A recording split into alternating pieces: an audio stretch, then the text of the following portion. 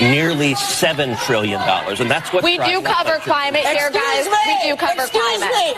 Ladies, excuse us. Let us do our job. Let us do our job. We hear what you have to say, but you gotta go. Boy, oh boy, oh boy, oh boy, oh boy. Wow. The View apparently got interrupted by climate change protesters who have been making a splash all around the world, okay, protesting against climate change or the lack of government action towards fixing climate change, right? Again, I don't understand why these people are not in China, right? And most of the activism we've seen, the woke lunatics, have been in Europe, where they've been basically gluing themselves to floors, vandalizing, paintings and buildings and all types of stuff. And it seems like they have inspired the climate extremists over here in the US to basically do the same thing that they're doing in Europe, which is to be as annoying and disruptive as possible. And The View was a victim of these climate extremists. As again, apparently they snuck in to The View, right? And they ended up protesting while Ted Cruz was destroying The View. And we're going to talk more about that later. He actually destroyed The View with facts and logic and called out their hypocrisy. But again, first, we got to talk about the woke climate protesters who interrupted the interview in the middle and got scolded for being annoying as hell. Take a look.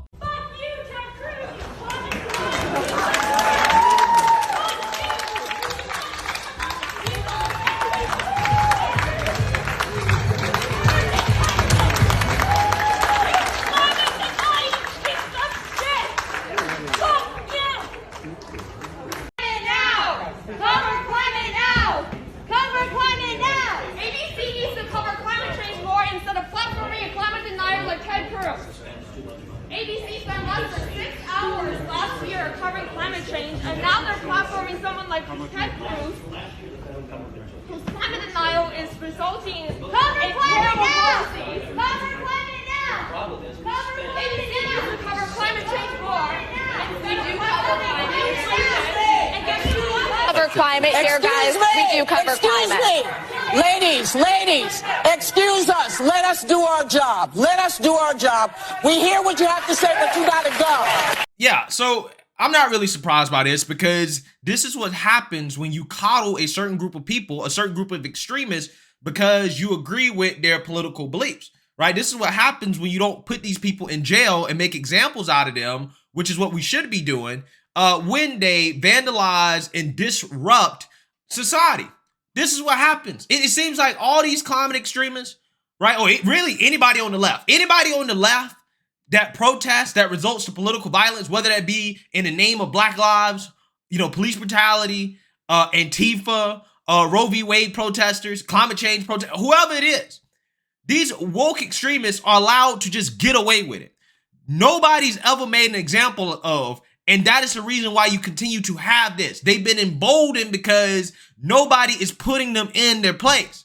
Once you start putting these people in their place, you start locking them up, right, and broadcasting it to the rest of the world. Look, this is what happens when you go and vandalize a world famous painting. This is what happens when you glue yourself to the pavement in the middle of a road and you block traffic. This is what happens when you vandalize a building. This is what happens when you go into a store and you take milk off the shelf and you vandalize the whole store by pouring milk everywhere. If you send them to jail, if you put them in, if you lock them up, if you make an example out of these people, I guarantee you it will stop. But because we have not made an example out of these people, this is why it keeps happening. This is why it keeps happening. And you know what? It's okay. Let the left deal with it, right? This is the monster y'all created. Y'all got to deal with it, because you're not going to tell the truth and tell these people, look, what you're doing is not helping, okay? You're not going to affect climate change. You're not going to make anybody do anything by being annoyances and agents of chaos to society. It's not going to happen. But instead, we coddle these people. We tell them it's okay because we agree with your political beliefs. Or put it this way, the left agrees with your political beliefs. I don't. These people are brainwashed, okay? These people are brainwashed, right? And this is what happens. Eventually, they will start to eat their own, right? They will start to eat their own. Just like you saw BLM rioters destroy their own cities. You saw Roe v. Wade protesters destroy their own neighborhoods and cities. You're going to see the climate activists start to destroy and vandalize a lot of these cities, right? So again, if you continue to coddle these people, this is what you got to deal with. So on to the next part of this, which is Ted Cruz absolutely destroying the view when it comes to this conversation about election denial. Who's allowed to make certain conspiracies and claims about the election and who is not? And I'm telling you guys, Ted Cruz bought the heat. He said everything that he needed to say, everything that I would have said if I was on The View and confronted about this question on election denialism. Take a look. Politics. Read the chapter on January 6th on the inside. I read it as somebody. Really good question. I did. I read the chapter and as someone who agreed with you most of your career. How do you reconcile your constitutional convictions with what happened on January 6th and trying to overturn the election when 60 court cases got knocked down? Yeah. And just finally was Biden legitimately elected? Because half the party thinks that he wasn't, and it'd be very powerful for you to tell the truth. So listen, Biden is the president today. There's a lot of folks in the media that anytime, hold on, I'm answering exactly that question. Okay. There are a lot of folks in the media that try to, anytime a Republican is in front of a TV camera, try to say the election was fair and square and legitimate. You know who y'all don't do that to? You don't do it to Hillary Clinton, who stood up and said Trump stole the election. They didn't storm the Capitol. They didn't try to kill my former Abrams, who said that the election was stolen. They sat here and said it was illegitimate, and you guys were fine with it. Okay, so it's illegitimate when Republicans win, but not when Democrats win. No, you know, here's the thing. We may not like when Republicans win, but we don't go and we don't storm. We don't try to change what we'll go to court. We don't do that. Did I miss an entire year of Antifa riots where cities across this country were burning and police cars were being firebombed? I guess you did. Your position is the left doesn't engage in violence, really? No, they wanted to noose our friend Mike Pence. Like, how do we make sense of that? You just accused us of doing something we didn't do. You said Hillary Clinton didn't say whatever she didn't say. I'm saying to you, listen. And she said it's sitting here, and you were fine with her saying it was illegitimate for Republicans to win. She called Donald Trump the next morning, and she conceded the election, Ted. Okay, took the call. As did Stacey Abrams. All right. She sat there while Donald Trump was getting sworn in. Hillary Clinton says Trump is an illegitimate president. Hillary Clinton says the election is stolen from you. Hillary Clinton in 2002, George W. Bush was selected, not elected. Joe Biden, Al Gore was elected president. So Joe Biden claims George W. Bush was illegitimate. Right? Or is it just you that gets to scream? Okay, no, I agree. Okay, then lower your voice because we are very close to each other. And I know you come here to sell a book and try to pick a fight, but we're not going to do it today. But Anna, then address the... Okay, you look at this January 6th committee, which I think is a kangaroo circus. And then I got to go. The chairman of the January 6th committee objected to a prior presidential election. Representative Raskin, the lead prosecutor for the impeachment, objected to a prior presidential election. Have you ever heard and the absolute hypocrisy... Democrats say this president, we don't like him, but we're not going to do our job. They did their job. As the book described, the Department of Justice went after Trump. Thanks for Senator Cruz.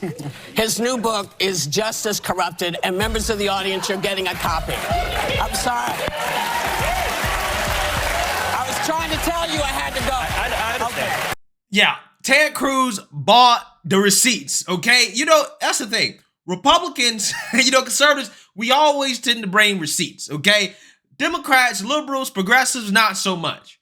But Ted Cruz hammered them so hard that Whoopi basically said, all right, we got to tap out. This guy, he's bringing too much facts and evidence. Our audience is hearing things they've never heard before. We got to cut to a commercial break. I'm sorry, right? I know you're just here to sell a book. No, he came with facts because he's absolutely 100% correct.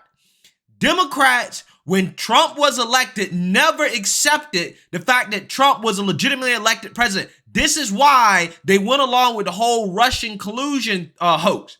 And this is something I wish Ted Cruz would have said. Like, no. You guys may not have stormed the Capitol, even though you did when Brett Kavanaugh got nominated to the Supreme Court during his hearing. You did storm the Capitol, right? You did try to overthrow the government because you didn't like that. But regardless, besides that, the whole Russian collusion hoax, which we know is a hoax, is the Democrats' attempt to overturn a legitimate election. That's what you did.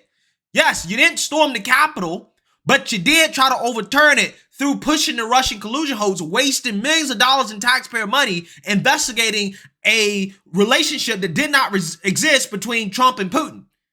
So you did. Not only that, you have Democrats in Congress like Jamie Raskins and Maxine Waters who objected to the elections, right? They did the exact same thing that Ted Cruz did, that Josh Hawley did, that other Republicans did, that Democrats are acting like it's so terrible, it's so bad. When they can do that as elected officials, it is allowed in the Constitution for them to do that. But when Republicans do it bad, when Democrats do it, oh, well, you know, let's end the conversation, cut, go to break, right? Again, see, this is what they do when they're confronted with facts and evidence that they never hear because they're in their echo chamber. You know how Whoopi had a loss of words, like she never heard of Hillary Clinton not accepting the outcome of the election 2016, she didn't accept it. She may have called Trump and said, hey, you won, but publicly, she still was going along with this idea that I believe that I legitimately won. That is what Hillary said. She was making false claims, and the media went along with it. Everybody went along with it. They all went along with it. And when confronted on it, they want to try to act like, well, it's not as bad as Republicans. We didn't do this, we didn't do that. And it's like, no, you did. You did. In fact, I would say yours is even worse. Because again, we spent 4 years investigating Trump and Putin for a relationship collusion that did not exist. It didn't exist. And then you got the fake Republican, the fake conservative, Farrah. I don't know what her name. Again, she's just a pawn.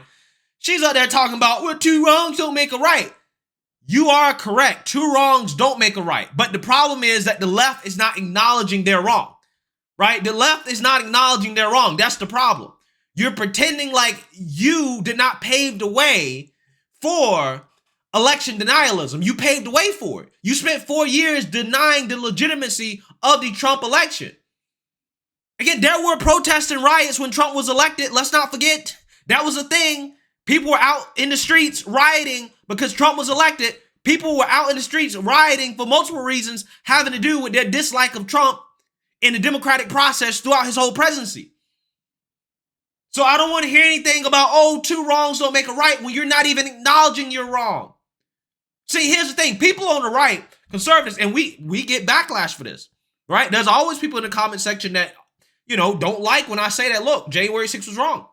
Right? I don't support the violence that happened that day. Now, I do support the people who peacefully protested, and I think that they shouldn't be locked up. They shouldn't be held prisoner for exercising their right to peacefully protest, or just because they wandered into the Capitol after being let in, but didn't do anything violent, weren't destroying anything. Always get pushback, right? Even Marjorie Taylor Greene came out and said, yeah, I was a victim of January 6th, just like everybody else. People don't like when she says that, but because conservatives actually have integrity, right? In the sense that we recognize, okay, something's wrong is wrong, and we can't expect for Democrats to acknowledge their wrongs and we don't acknowledge our wrongs. We're against political violence, period. We can come out here and say that. And we don't really care about the pushback because at the end of the day, we're trying to stand up for the right thing. The left never does that, though. They never do that, right? They can't stand to hear that they're just as bad, if not worse, than the people that they claim are the worst in our society. Because in this case, they are. And again, I feel like the ironic part about this whole interview is that you saw during the interview with the climate protesters, the result of the left and their extremism. The fact that they have allowed it through coddling these people, through not addressing the extreme rhetoric, the extremism that is coming from their side of the aisle. That's what happens when you ignore it. When you ignore it, eventually it comes for you, right? So with that being said, Ted Cruz, he did an excellent job weathering that storm because nobody at that table was on his side when it came to that conversation. But he still managed to get in the facts, bring the evidence, and to basically expose their hypocrisy to a national audience, which is the best that you can hope for when, again, everybody at the table, including the so-called Republicans, the so-called conservatives, are against you. Let me know what you guys say. Make sure you like, comment, and subscribe. Most importantly, share a Black conservative perspective. Peace.